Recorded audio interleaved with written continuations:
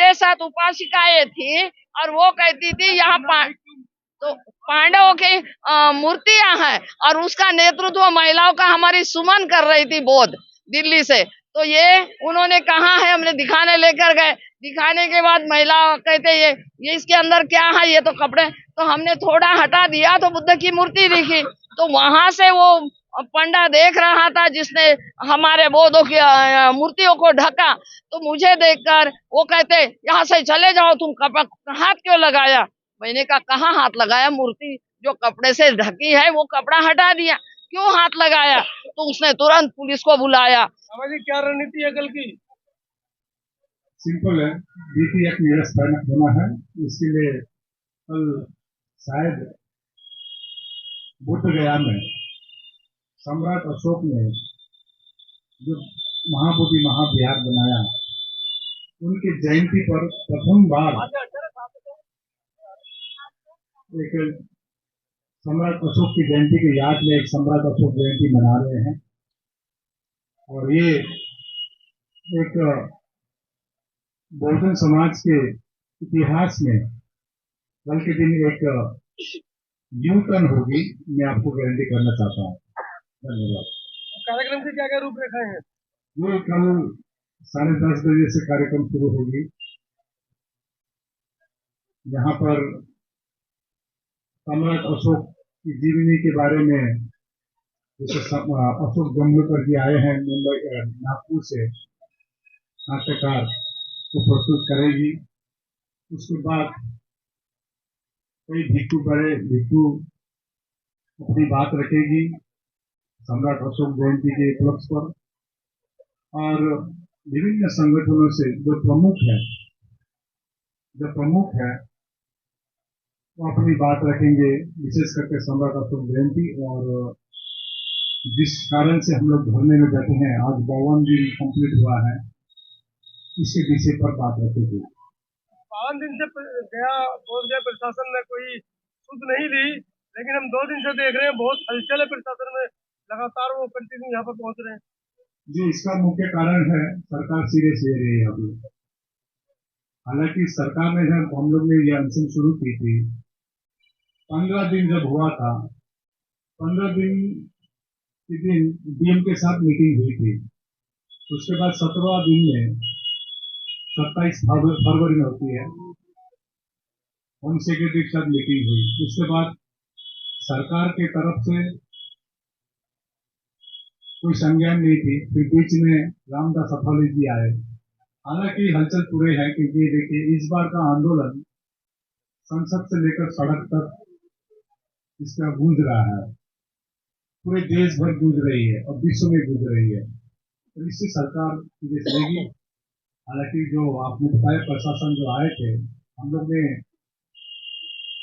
सुरक्षा के हेतु यहाँ पर कल के लिए हम लोग ने दरखास्त भी दिए थे, पहले भी दिए थे, हम लोग ने परमिशन नहीं दी थी। कल के लिए भी हम लोग बोले हैं, हमने इंश्योर किया है कोई ट्रैफिक जाम नहीं होगा। जो भी आएंगे, जैसे आज बोध गया कि कई संस्था आए थे, अपनी रैली निकाल कर आएंगे, हमने उनको ये भी कह दिया है आप लोग नहीं, शांति से आइए। आप बीटी एक्ट 1949 को निरस्त करने के लिए आप नाराबाजी कर सकते हैं, लेकिन किसी को डिस्टर्ब ना हो। मेन टेम्पल जो हमारे सबसे महाबोधि महाविहार में, वहां ना जाए, सीधे अपनी जगह से सीधे या फिर धरना स्थल पर आए, कोई डिस्टर्ब ना हो। तो ये चीज हमने निर्देश दी है।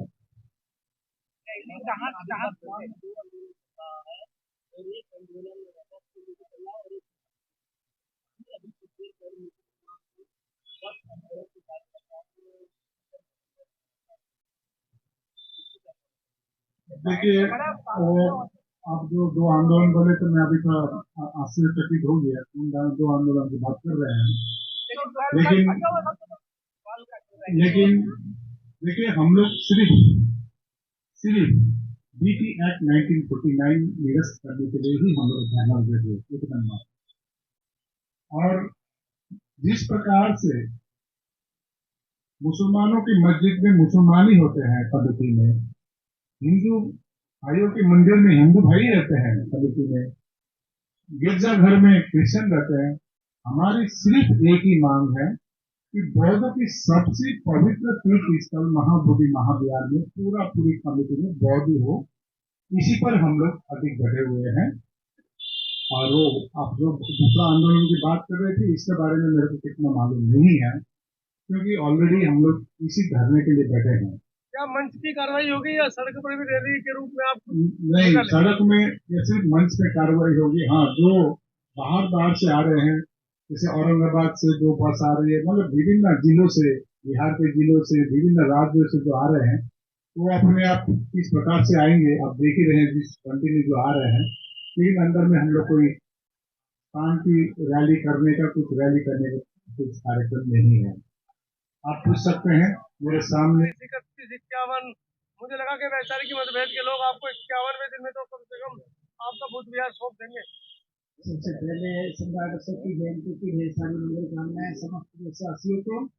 और ये लगातार धरना दिया जा रहा है और आप कह रहे हैं कि 51 दिन हमारे लिए शुभ, हमारे लिए तो हर एक आंकड़ा शुभ है, हमारे लिए नहीं, उनके लिए। लेकिन उनके लिए भी ये शुभ हो ही जाएगा जब हमारे पास में ये महाविहार आ जाएगा।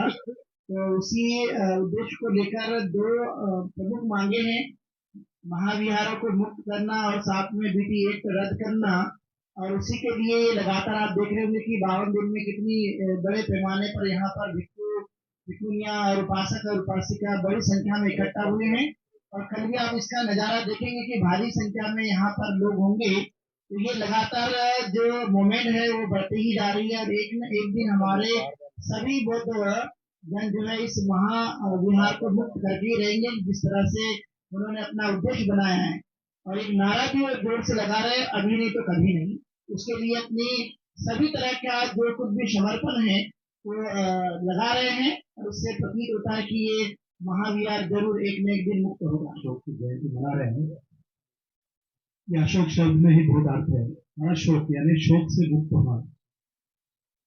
तो सम्राट अशोक ने शोक से मुक्त होने के लिए हमको बुद्ध बन दिया, यहाँ पर महाविहार बनाया। और कल जो अशोक जयंती मना रहे हैं, शोक से मुक्त होने की जयंती। तो शोक से मुक्त होने के लिए यहाँ पर एक धरना में बैठे हुए हैं कि जो महाबोधि महाविहार है, इसका जो 1949 बीटीएमसी एक्ट है, वो जब तक निरस्त नहीं होगा बहुत लोग शोक में रहेंगे। तो अशोक की जयंती एक निमित्त है कि भाई हमको शोक से मुक्त करो और 1949 बीटीएम एक्ट को निरस्त करो। उस संदर्भ में ये अशोक जयंती बड़े धूमधाम से मनाया जा रहा है। और इसी संदर्भ में सारे भारत में एक जागरूकता फैल रही है, अपना इतिहास जान रहे हैं। और जैसे कहा गया है कि जो इतिहास नहीं जानते वो इतिहास नहीं बना सकते, लेकिन अब सब लोग जान रहे हैं कि बौद्ध का इतिहास क्या है, सम्राट अशोक का इतिहास क्या है।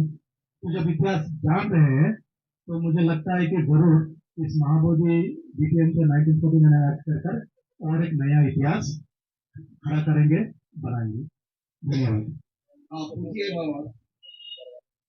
पाटिल साहब, आपके साथ आपके लिए बेहतरीन सवाल है। राहुल मोदी जी अब अयोध्या पहुंच जाते हैं, यहाँ तक आने का समय नहीं मिला उनको, आपके तो बड़े अच्छे मित्र हैं वो। देखिए, पिछले समय में जब यहाँ पर आया था धरने पर, वैसे मैं औरंगाबाद, दिल्ली यहाँ पे धरने पे मैं नियमित रूप से सम्मिलित होते आ रहा हूँ।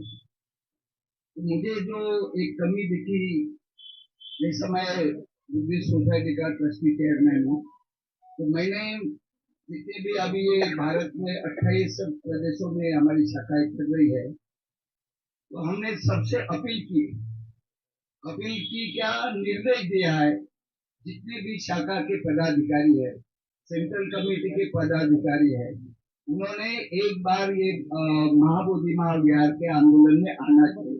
सिर्फ आना ही नहीं है, आर्थिक अनुदान भी देना है, सहयोग भी देना है। तो हमें लगा कि शुरू में इतने पंडित जी नहीं थे, तो जैसा मैंने जैसे निर्देश दिया अपने शाखाओं को संस्था के पदाधिकारी, तो वैसे ऑल इंडिया भिक्षु संघ के संघानुशासन बने हैं डॉक्टर राहुल मोदी जी। तो उनसे मैंने निवेदन किया था, फोन किया था। आपने जैसे बोला, मेरे अच्छे मित्र है, काफी वर्षों से मैं जानता हूँ, भगवंतानंद कौशल्या जी के शिष्य रहे हुए हैं, दीक्षा भूमि में उनका वो है, और हम तब स्टूडेंट थे। तो मैंने उनसे कहा, निवेदन किया कि बंदे जी देखिए, अगर आपका ऑल इंडिया भिक्षु संघ यहाँ पर नहीं आता तो कल जो है समाज के लोग जो है उनकी उंगली आपके तरफ उठेगी। और एक बात यह है, जैसे आपके माध्यम से मैं अभी ये नई बात मैं जोड़ रहा हूँ,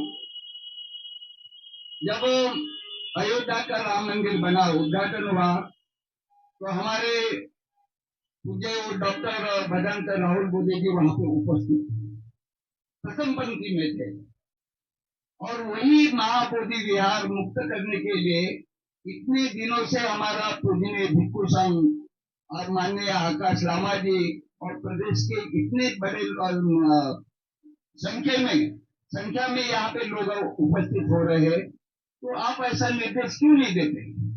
आपको ठीक है, आप नहीं आते अलग बात है, यहाँ पर उनके महामंत्री है प्रज्ञादीप जी, वे यहाँ पर नहीं आ रहे। कुछ भिक्षु तो बाहर में होटल में बैठकर इसका गलत प्रचार कर रहे हैं। तो मैंने सबसे निवेदन किया कि आपसी लक्ष्य एक है कि ये बीटी एक्ट 1949 का निरस्त हो, प्रबंधन समिति है वो सब बौद्धों के से में आना चाहिए, बौद्ध ही प्रतिनिधि हो, यही तो मांग है ना। और ये कोई इन्होंने तो नहीं बनाया, सम्राट अशोक ने बनाया है। और कल जैसे 2329वीं जयंती है सम्राट अशोक की, तो बड़ी संख्या में लामा जी ने और पूजनीय भिक्षु संघ ने जो आह्वान किया है, और मैं देख रहा हूँ नागपुर से अभी 4 बसेस आई हुई है, एक बस और रात में आएगी जगह जगह से। और ये जो पूर्वोत्तर भाग के सब हमारे उपासक उपासिका आ रहे, बड़ी संख्या में यहाँ पे ये होगी। और जैसे वो आपने प्रश्न भी पूछा था कि हलचल हो रही है, पुलिस वाले आ रहे हैं, तो एक नोटिस देने के लिए आए थे पिछले दिन का, तो लामा जी ने बोला ये पिछले दिन के हम स्वीकार नहीं करेंगे, हाँ अगर पुलिस स्टेशन में बुलाए तो हम 6 तारीख को आएंगे, 2 दिन तो हम तो बिल्कुल नहीं आएंगे करके। और बड़ी अच्छी तैयारी हो रही है। अपने राहुल बोधे जी को मैं फिर आपके माध्यम से, वो तो वीडियो देखते रहते हैं, मैं वो और निवेदन करूंगा कि कम से कम एक जैसे वो मुल्ला जी या ये फतवा जाहिर करते हैं ना, तो आप यानी संघानुशासक है तो आप भी फतवा जाहिर कीजिए और सब भिक्षु संघ को यहाँ पर उपस्थित रहने। कल मैंने बोला तो यहाँ पर अधिकांश है भिक्षु संघ के है भिक्षु, लेकिन मेरा सिर्फ आशय है कि उनके तरफ से निवेदन होना चाहिए, निर्देश होना चाहिए, बस इतनी मेरी मांग है। और मैं समझता हूँ कि बड़ी संख्या में हमारे पूजनीय भिक्षु संघ है, उनके अगुवाई में ये कार्यक्रम हो रहा है, और मुझे आशा नहीं विश्वास है कि आज न कल ये जो हम लेकर बैठे हैं तो इसकी सफलता मिलेगी। नमो बुद्धाय, जय Hind.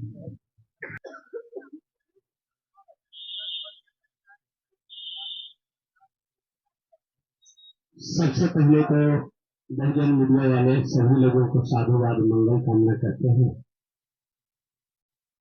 All India Buddhist forum आज 52 यानी 52 दिन बैठा, और इसी के कड़ी में प्रियदर्शी सम्राट अशोक का जयंती भी आप लोग जान रहे हैं कल होने वाला है। हम तमाम बिहारवासी से या आए हुए तमाम उपासक उपासिकाओं से अपील भरे शब्दों में कहना चाहूंगा कि जितना शांति से काम होगा वह क्रांति से नहीं होगा। अगला हम लोगों को बराबर उस्काने की कोशिश करेगा, हम लोगों को उग्र नहीं होना है। दूसरी बात है कि हमारे जितने भी वॉलंटियर हैं वो लोगों ने तटस्थ रहे, और जो आए हुए उपासक उपासिकाएं हैं सभी लोगों से अपील है कि अपना देख रेख बढ़िया से करें, ताकि हमारे जो कल का जो प्रियदर्शी सम्राट अशोक का जन्म उत्सव जो हम लोग मना रहे हैं उसमें किसी तरह का व्यवधान हो।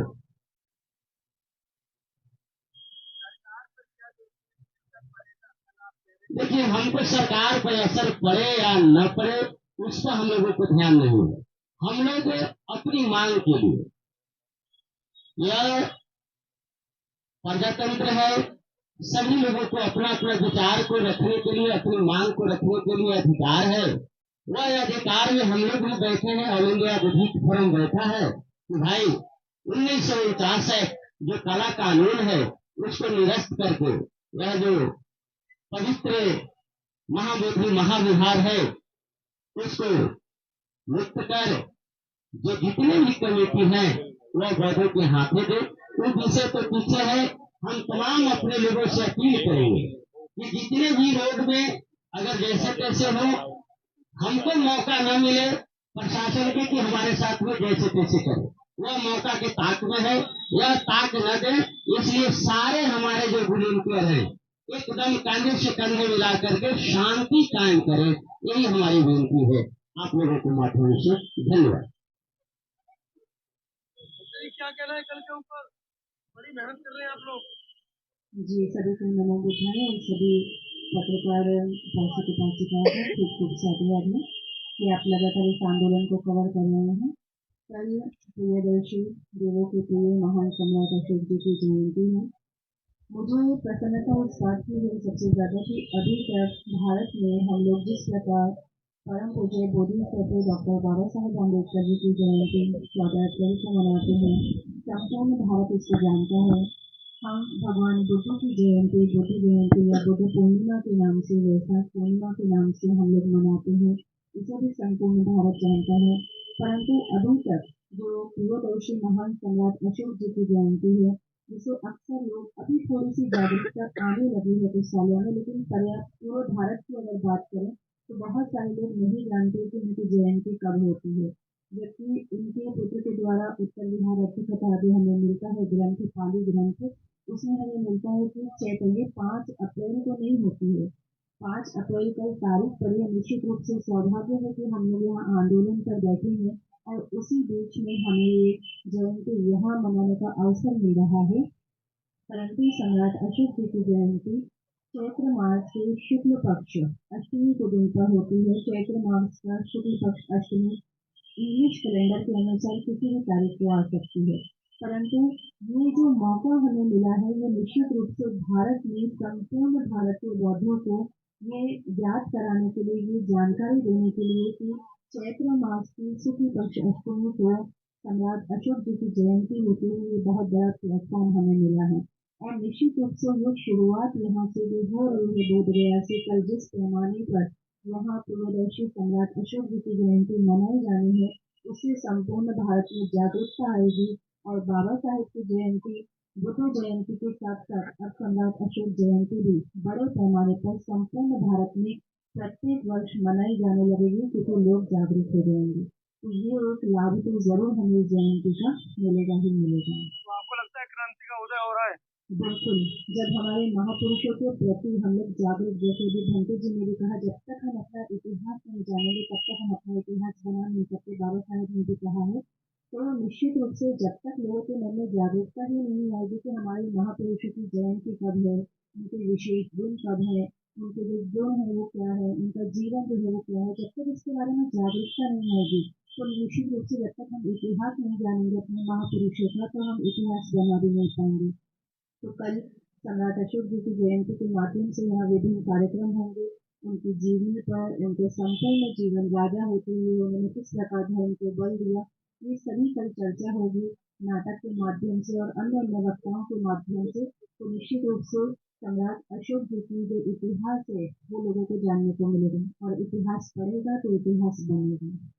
कल सम्राट अशोक की जयंती मनाने क्या सरकार के द्वारा मैसेज बिल्कुल, सरकार को भी बड़ा मैसेज और पब्लिक को सबसे बड़ा मैसेज। हम देख रहे हैं कि इस आंदोलन का सबसे बड़ा परिणाम, सरकार हमारी बात सुन रही हो या ना सुन रही हो, लेकिन भारत के विभिन्न संस्थाओं के लोग एक ही प्लेटफॉर्म पर आकर एक जो इकट्ठे हो रहे हैं, एक साथ आ रहे हैं, एकजुट हो रहे हैं, ये सबसे बड़ी पावर हमें बौद्धों की देखने को मिल रही है। तो निश्चित रूप से संपूर्ण भारत के लोग आ रहे हैं। इस सरकार को तो हमें दिखाना ही है, लेकिन इससे ज्यादा हमें लोगों को जागरूक करना है कि लोग जागरूक हो रहे हैं। उन्होंने कभी सोचा भी नहीं होगा लोगों ने कि प्रियदर्शी महान सम्राट अशोक जी की जयंती हम बुद्ध धर्म में लोग प्लान करते हैं कि हम बुद्ध पूर्णिमा इस साल बुद्ध गया में मनाएंगे, लेकिन कभी सम्राट अशोक जी की जयंती हम बुद्ध गया में मनाएंगे ऐसा कभी किसी ने प्लान नहीं किया होगा। तो निश्चित रूप से बड़ी तैयारी है लोगों को जागरूक करने की।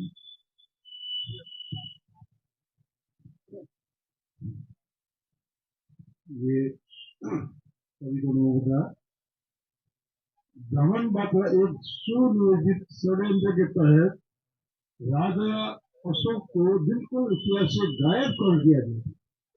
किसी को मालूम नहीं था कि राजा अशोक है बोल के। हमारे बीच में इतने बड़े महामस्त हस्ती राजा अशोक है बोल के किसी को मालूम ही नहीं था। ये तो हम लोग शुक्रगुजार है इतिहासकार जिसने राजा अशोक को खोज के निकाला। हम छोटे में पढ़ा था कि 10,000 मोनार्क 10,000 राजाओं में अशोक का नाम जो है एक ध्रुव तारा के हिसाब से चमकता रहेगा। इतना बड़ा सम्राट उसको किंतु ये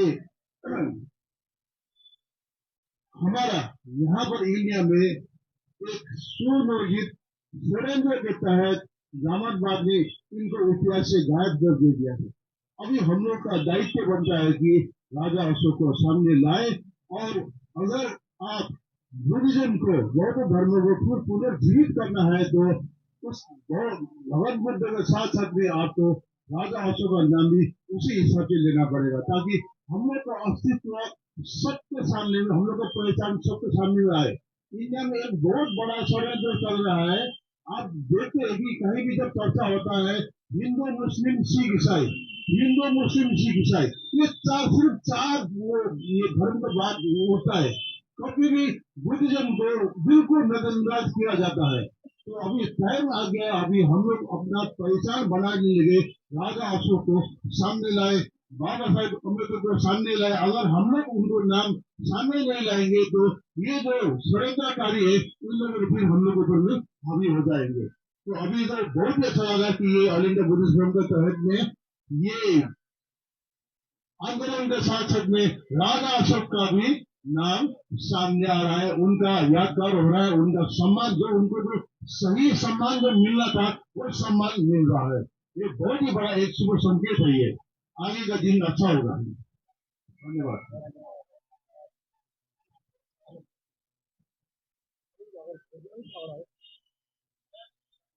सबसे पहले तो मैं सभी को सम्राट अशोक जी की जयंती की पूर्व संध्या पर शुभकामनाएं देता हूं। तो ये खुशी की बात है कि पूरे सेंट्रल एशिया से जिस इतिहास को जमीन के अंदर दफन कर दिया गया था, वो इतिहास जमीन के सीने को तोड़कर खोलकर बाहर निकल के आ गया। और सरकार की जहां तक बात डर की है, तो सरकार में डर तो पैदा हो गया है। तो डर पैदा होने का कारण है कि तमाम बौद्ध संगठन, तमाम अम्बेडकरवादी संगठन केवल भारत के नहीं पूरे दुनिया में जहां जहां बसे हैं, वहां सब जगह महाबोधि महावीर की मुक्ति के लिए आंदोलन चल रहा है। Buddhist temple management committee act 1949 को रिपील करने का आंदोलन अमेरिका में भी हो रहा है, इंग्लैंड में भी हो रहा है, ऑस्ट्रेलिया में भी हो रहा है, जर्मनी में भी हो रहा है, फ्रांस में भी हो रहा है, स्पेन में भी हो रहा है, इटली में भी हो रहा है। और ये सरकार मैं जानता हूं इतनी आसानी से मानेगी नहीं। पहले भी 1992 का आंदोलन उन्होंने छल कपट से उसको किसी तरीके से दबा दिया, लेकिन उस वक्त तो सोशल मीडिया नहीं था, हमारी बात दूर तक नहीं जा पाती थी, कोई टीवी वाला तो खबर करता ही नहीं था, अखबार में नहीं आता था। लेकिन इस बार तो सोशल मीडिया के माध्यम से भारत में नहीं बल्कि दुनिया के कोने कोने में यह आंदोलन जो महाबोधि महावीर में चल रहा है, ये पूरे दुनिया में फैल चुका है। और सरकार को आज नहीं तो कल झुकना ही होगा, ये मैं आपको बता दूं, हर कीमत पर झुकेगी। और अच्छी बात यह है कि इस बार संसद के अंदर मोहम्मद हनीफ एक इंडिपेंडेंट लोकसभा के सदस्य हैं लद्दाख से। अभी कल उन्होंने भी इस मुद्दे को उठाया, उससे पहले भी कई सांसदों ने उठाया और अलग अलग पार्टी के सांसदों ने उठाया। उसी प्रकार दिल्ली की विधानसभा के अंदर भी अलग अलग पार्टी के विधायकों ने उठाया। जबकि पिछली बार आंदोलन हुआ था तो वो उतना संसद के लेवल पर या विधानसभा के लेवल पर नहीं उठा था। यानी कि सरकार अगर आंख मीचने की कोशिश कर रही है तो वो बचने वाली नहीं है। जिस प्रकार कबूतर बिल्ली को देख के आंख मीच लेता तो उसकी जान नहीं बच जाती, जान तो उड़ने से बचेगी। उसी प्रकार इस सरकार की जान आंख मीचने से नहीं बचेगी, बल्कि उसको महाबोधि महाविहार को मुक्त करना होगा, वहां से पंडों को बाहर निकालना होगा। महाबोधि टेम्पल मैनेजमेंट कमेटी को बदल के रिपील करके उपलब्ध करके पूर्ण संचालन बोर्डों को सोचना ही होगा। इससे अलग कोई विकल्प ना भारत सरकार के पास है ना बिहार की सरकार के पास है।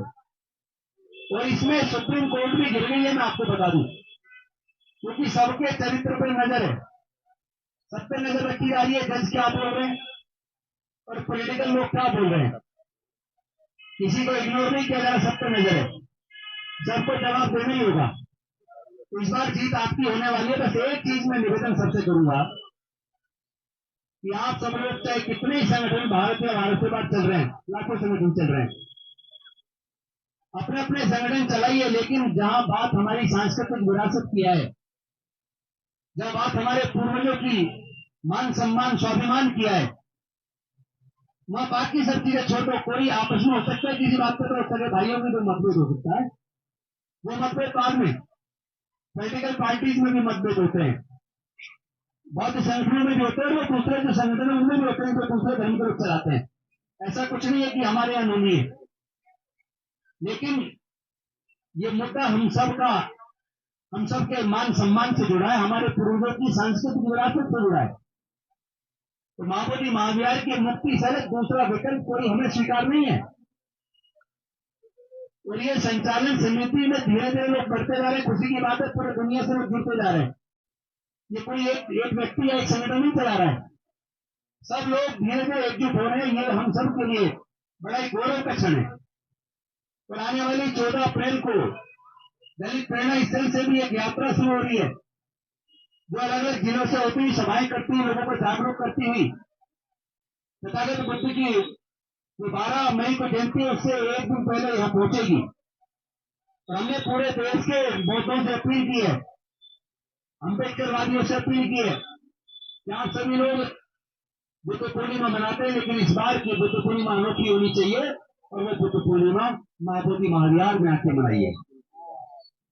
मुझे पूरी उम्मीद है पूरे देश के कोने कोने से इतनी बड़ी मात्रा में लोग आएंगे। और कल का भी जो आयोजन होने वाला है सम्राट अशोक जी की जयंती, हमारे इतिहास पुरुष, हमारे सबके पूर्वज, कम से कम इससे एक बात तो क्लियर होगी कि हमारे पूर्वज राजा महाराजा थे। तो आज अपनी शक्ति को पहचानिए, अपने बुजुर्गों की इतिहास को पहचानिए। हम सब के लिए मान सम्मान की बात है, हमारी इज्जत दाव पे लगी है। छोटे मोटे कोई भी उसको बाद में छुटाते रहेंगे, पहले महाबोधि महाविहार को मुक्त कराकर रहेंगे। और जब तक मुक्त ना हो जाए, इस बार ये आंदोलन रुकना किसी की मुक्त नहीं चाहिए।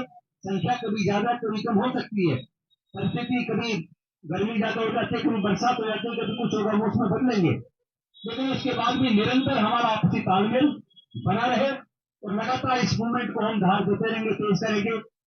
और जो जहां भी है, जरूरी नहीं है कि जो महाबोधि महाविहार है हर आदमी आके यहीं से करे। जो जिस जिले में जिस प्रदेश में रह रहा है वहां पे भी अपने जिला मुख्यालयों के माध्यम से, धरने प्रदर्शन के माध्यम से, अपने अपनी विधानसभाओं के माध्यम से, अपने सांसदों विधायकों के घेराव के माध्यम से इस आंदोलन को बड़ा कीजिए। आपके सांसदों को, विधायकों को डर होना चाहिए और बिहार की सरकार को भी डर हो जाना चाहिए कि ये अगर बिहार के आने वाले चुनाव से पहले महाबोधि महाविहार मुक्त नहीं हुआ तो याद रहे इस बार आपकी सत्ता भी जाएगी। हम कोई राजनीति नहीं कर रहे, लेकिन हमारी इज्जत की कोई कदर नहीं है क्या? तुम्हारी आस्था आस्था है, हमारी आस्था आस्था नहीं है क्या? अयोध्या के अंदर जितना शेष निकले, पता लगा वो तो बुद्ध की साकेत नगरी थी, सारे अवशेष बुद्ध के निकले। मथुरा के अंदर सारे अवशेष बुद्ध के निकले। उसके बावजूद महाबोधि महाविहार पे 4 पंडे उसके संचालन में क्यों? क्या किसी दूसरे धर्म के लोगों के जो धार्मिक स्थल है, क्या उनके अंदर कभी किसी अन्य धर्म के लोगों को मैनेजमेंट कमेटी में रखा जाता है? पूरी दुनिया में मुझे कोई एक एग्जाम्पल दिखा दो। अगर वहां नहीं है तो फिर महाबोधि महाविहार में क्यों? कई सवाल जायज नहीं है, हमारी डिमांड जायज नहीं है। सरकार आके बेचने की कोशिश कर रही है, लेकिन हम सरकार को चैन से बैठने नहीं देंगे। हम बहुत लोग हैं, हम लोग शांति और मानवता का संदेश लेकर पूरी दुनिया में जा रहे हैं। इसका मतलब ये नहीं है आप हमारी इसे कमजोरी समझ लें। हम लोग हाथ जोड़ना जानते हैं तो समय आने पर हाथ मरोड़ना भी जानते हैं, लेकिन अभी हाथ मरोड़ने का समय नहीं आया। हम हाथ जोड़कर ही काम चलाएंगे और हमें उम्मीद है हमारे हाथ जोड़ने से ही, क्योंकि कुछ लोग सोचते हैं शांति से क्रांति नहीं होती, लेकिन मैं कहना चाहता हूँ जितनी ज्यादा शांति होगी क्रांति उतनी ही बड़ी होगी। शांति अपने अंदर क्रांति छुपाई हुई होती है। 1900 पर महाबोधि महावीर इस वक्त मुक्त होगा, मैं जानता हूँ। और इन्हीं सबको के साथ आप सबसे और पूरे देशवासियों को निवेदन करता हूँ कि महाबोधि महावीर के मुक्ति के आंदोलन में साथ है, अन्य धर्म के धर्मगुरु भी साथ है, क्योंकि अगर उन्हें अपने धर्म की आस्था की इज्जत है, उन्हें रक्षा करनी है। क्योंकि अभी आपने देखा वक्त का जो एक्ट पास हुआ है संसद के अंदर, उनकी प्रॉपर्टी कब्जाई जा रही है। महाबोधि सोसाइटी, महाबोधि महावीर की मुक्ति का आंदोलन अभी केवल एक है। आपको पता होगा स्वामी विवेकानंद जी ने अपने राइटिंग्स के अंदर 7th मॉड्यूल में कहा है कि जगन्नाथपुरी का जो मंदिर है वो भी बुद्ध का मंदिर है। काशी प्रसाद जायसवाल जो रामेश्वरम गए, उन्होंने भी उस मंदिर को बुद्ध का बताया। बद्रीनाथ मंदिर, तिरुपति बालाजी मंदिर, और ये आपका झारखंड का देवघर, केदारनाथ, सारे ही मैं ये कहता हूँ 500 साल से पहले के जितने मंदिर हैं पूरे सेंट्रल एशिया में, उनकी अगर जांच हो रही तो सारे ही बुद्ध के निकलेंगे। तो हमारी मांग जायज है और हम इस बार अपनी मांग से किसी कीमत पर पीछे हटने वाले नहीं है। जब तक पूर्ण मुक्ति ना हो जाए हमारा आंदोलन जारी रहेगा और इस आंदोलन को पूरे देश के नहीं बल्कि पूरी दुनिया के कोने कोने में हम लोग लेकर जाएंगे। और जरूरत पड़ी तो यूनाइटेड नेशंस के अंदर भी हम अपनी इस लड़ाई को लड़ने का काम करेंगे। जो भी करना पड़े अपने महापुरुषों की इस विरासत को बचाने के लिए जो भी करना पड़े हम करेंगे। इस बार रुकने का सवाल नहीं होता। बहुत बहुत धन्यवाद। यहाँ उपस्थित संत मैं वंदन करता हूँ, उपासिकाओं के प्रति मंगल में करता हूँ। बोधिसत्व देवानंद सम्राट अशोक की जयंती है। सम्राट अशोक जी के बारे में मैं कहूँ तो 2 वाक्यों में ही बात को खत्म करूंगा। सम्राट अशोक के भतीजे न्यूव्रत उद्योग व्यक्ति बने तो सम्राट अशोक जी ने उनसे पूछा कि आपकी काया जो है बहुत सुखी नजर आ रही है। तो उनके भतीजे न्यूव्रत ने 2 वाक्यों में जवाब दिया, परमात्मा विष की भांति होता है और अपरमादी व्यक्ति अमृत पद होता है। तो वही सम्राट अशोक जयंती को लेकर तो अमृत का पद जो है अपरमादी बनना और अपरमादी बनने के लिए सम्राट अशोक जयंती की जा रही है। परमादी बनने के लिए नहीं, अपरमादी बनने के लिए, अपरमाद का अमृत का मार्ग बताने के लिए सम्राट जयंती। उसी के साथ वर्तमान को नाम देते हैं।